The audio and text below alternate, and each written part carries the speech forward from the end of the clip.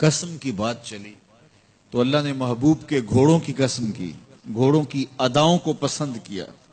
محبوب کے غلاموں کے گھوڑے، ان کے پاؤں سے لگی ہوئی کھریوں سے ٹکرانے والے پتھروں سے نکلنے والے شرارے، رب کے وہ بھی محبوب۔ اللہ اکبر۔ تو پھر قسم کی بات چلی تو کبھی گھوڑوں کی قسمیں کی، کبھی محبوب کی راہ گزر کی قسم کی۔ لا اقسم بہذا البلد، مجھے قسم ہے اس شہر کی۔ تو شہر مکہ کی قسم کیوں کی؟ وہاں کعبۃ اللہ ہے، مقام ابراہیم ہے، چاہے زمزم ہے، صفا و مروہ ہے، مزدلفہ ہے، منا ہے، عرفات ہے، قدم قدم انوار کی برستی برکھا ہے، مطاف ہے، حتیم ہے، مستجاب ہے، مستجار ہے، ملتزم ہے، باب کعبہ ہے، سقف بیت اللہ ہے، قدم قدم پہ انوار برس رہے ہیں۔ شاید میرے رب نے قسم اس لیے کی ہو، شاید قسم اس لیے کی ہو، لیکن میرا رب کہتا ہے وَأَنْتَ حِلٌّ بِهَذَا الْبَلَدِ، محبوب اس شہر کی گلیوں نے تیرے قدم چومے۔ اے انت مقیم فی هذا البلد، امام قرطبی نے اس کا مفہوم بیان کیا۔ محبوب آپ کی اقامت اس شہر میں ہے، آپ کے سانسوں کی خوشبو سونگی ہے شہر کی فضاؤں نے، اس لیے مجھے شہر کی قسم کہ محبوب یہاں تم جو رہتے ہو۔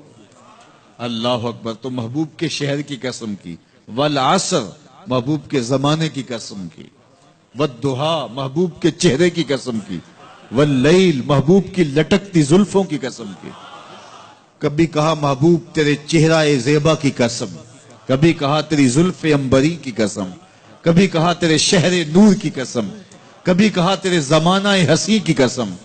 اور پھر قسم کا باب چلا تو بات کہاں تک پہنچی؟ محبوب نہ صرف تیرے شہر کی قسم، نہ صرف تیری گلیوں کی قسم، نہ صرف تیرے چہرہ زیبا کی قسم، نہ تیری زلف نور کی قسم، نہ تیرے عہد زرعی کی قسم، محبوب تیری قسم تو ہے ہی تیرے غلاموں کے گھوڑوں کے پاؤں سے لگی ہوئی کھریوں کے ٹکرانے سے جو شرارے اڑتے ہیں، میں خدا ہو کے ان شراروں کو بھی پسند کرتا ہوں اور ان گھوڑوں کی بھی قسمیں کرتا ہوں۔ یہ قسمیں کرنے کے بعد جواب قسم کیا ہے؟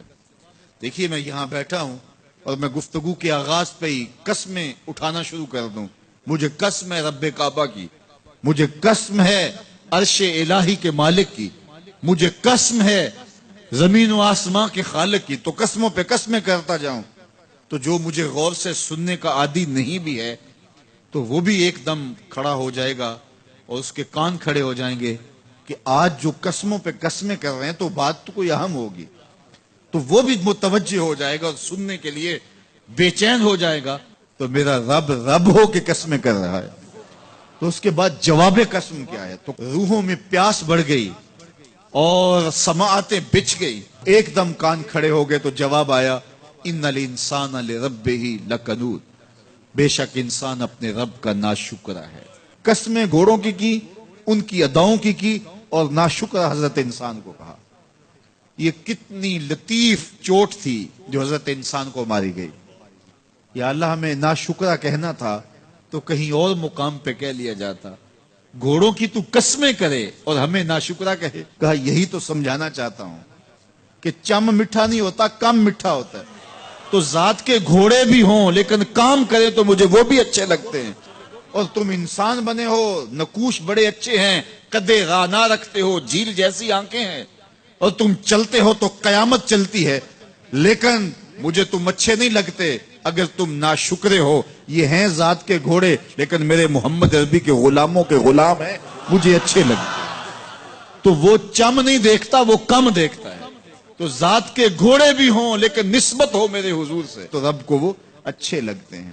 تو کہا بے شک انسان اپنے رب کا ناشکرہ ہے۔ اس پر کسی دلیل کی ضرورت نہیں ہے کہ یہ ناشکرہ ہے، یہ خود اس کا گواہ ہے۔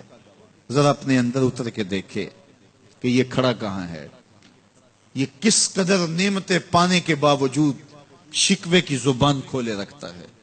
یہ ناشکرہ ہر وقت اس کی نعمتوں کی ناشکری کرتا رہتا ہے۔ جتنی نعمتیں اس کو عطا کی، اس کو تو ہم نے جو چمکتی روشن آنکھیں دی ہیں، اس کو بولتی زبان بخشی ہے، خوبصورت چہرہ دیا ہے، قد رانا بخشا ہے، اس کو دماغی قوتیں عطا کی ہیں، اور اس کو سننے والے کان دیے، اس کی زبان پہ ذائقے رکھ دیے، نظام انہضام، نظام تنفس، کیا کیا نہیں سے عطا کیا، لیکن ہر وقت یہ ناشکری کے کلمات ہی بولتا رہتا ہے، میرے پاس یہ بھی نہیں، یہ میرے پاس یہ بھی نہیں، میرے پاس یہ بھی نہیں۔